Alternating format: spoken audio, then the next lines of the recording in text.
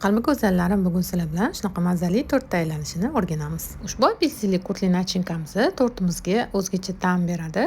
Bu kurtni xohishga qarab boshqa mevalardan tayyorlasanglar ham bo'ladi.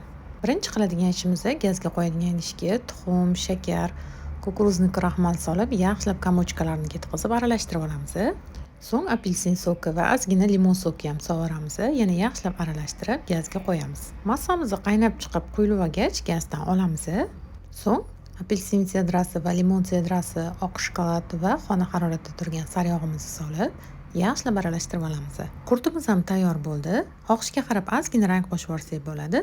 Endi yaxshilab sovutib olamiz. Tortimiz orasiga krem chis tayyorlab olamiz. Tvorojniy sir bilan saxarli pudrani yaxshilab ko'pirtirib olganimizdan so'ng, slivkamizni ham solib, krem holatiga kelguncha mikser qilib olamiz. Krem nachinkalarimiz tayyor bo'lgandan so'ng, endi tortimizning sborkasini boshlaymiz. Biskvitimizni propitka qilib olgandan so'ng, kremlashni boshlaymiz.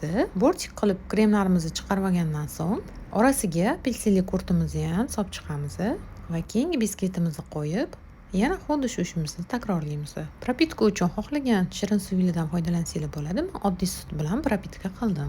Tortimizni sborka qilib bo'lganimizdan so'ng, sutlarini tekislab, strechga o'rab, bir kunga xolodilnikka qo'yamiz. Bir kundan keyin ertasiga bemalol xohishga qarab bezatsak bo'ladi. Ustiga pokritye kremiga saryoli chiz kremdan foydalandim. Pokritye kremini ham tayyorlanishini to'liq o'rganishni xohlasanglar, Telegram kanalimga obuna bo'lib olinglar. Profilim shapkasidagi havola orqali.